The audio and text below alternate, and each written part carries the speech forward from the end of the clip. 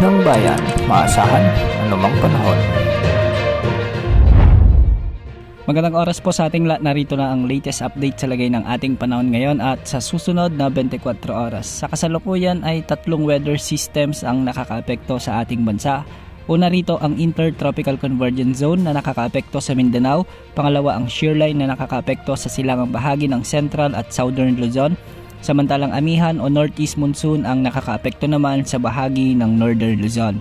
Dahil nga sa Intertropical Convergence Zone, makikita sa ating satellite animation na mga kaulapan sa bahagi ng Visayas, Mindanao at Palawan. Ang mga lugar na ito ay makakaranas ng mga kalat-kalat na pagulan at pagkidlat-pagkulog at minsan ay malalakas na pagulan, kaya posible ang mga pagbaha at pagguho ng lupa. Samantala shear line naman ang siyang nagdudulot ng maulap na kalangitan na may mga kalat-kalat na pagulan at pagkidlat-pagkulog sa bahagi ng Bicol Region, sa may Marinduque, Romblon, Oriental Mindoro, Laguna, Rizal, Quezon Province at Aurora. Pinag-iingat natin ang ating mga kababayan dahil posible rin ang mga flash floods at landslides kung may mga umiiral na katamtaman at minsan ay malalakas na pag-ulan.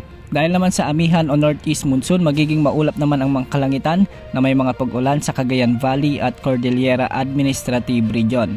Samantalang sa Ilocos Region at nalalabing bahagi ng Central Luzon ay magiging bahagyang maulap hanggang sa maulap naman ang mga kalangitan na may mga isolated light rains o kalat-kalat na mahihinang pag-ulan. Dulot pa rin ito ng umiiral na amihan. Kung mapapansin natin ay mas dumarami na ang lugar na naaapektuhan ng amihan, kaya sa mga susunod na araw asahan ang mas malakas na pagbugso nito at asahan din ang mas malamig na panahon dulot ng amihan. Sa Metro Manila at nalalabing bahagi naman ng ating bansa ay localized thunderstorms naman ang magdudulot ng bahagyang maulap hanggang sa maulap na kalangitan na may mga isolated rain showers and thunderstorms.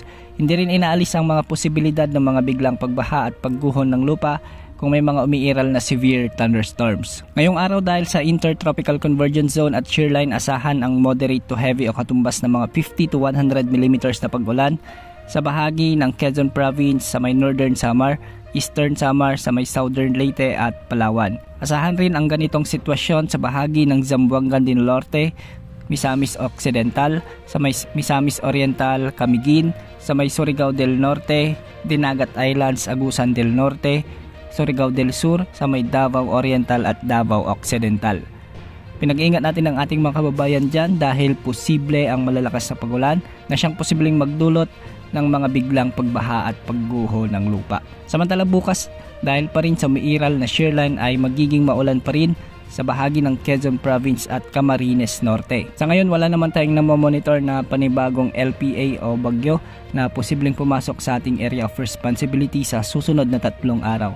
Ngunit base sa mga ipinapakita ng mga wind models na ating ginagamit sa mga susunod na araw ay posibleng may mabuong LPA sa silangan ng Mindanao. Inaasahang papasok ito sa ating area of responsibility at tatawirin ang mga rehiyon ng Mindanao o Visayas. Lalapit ito sa kalupaan at hindi rin inaalis ang posibilidad na magiging mahinang bagyo ito bago ito tumama sa kalupaan. Ngunit dahil sa malayo pa at matagal pa, asahan pa rin ang maraming pagbabago.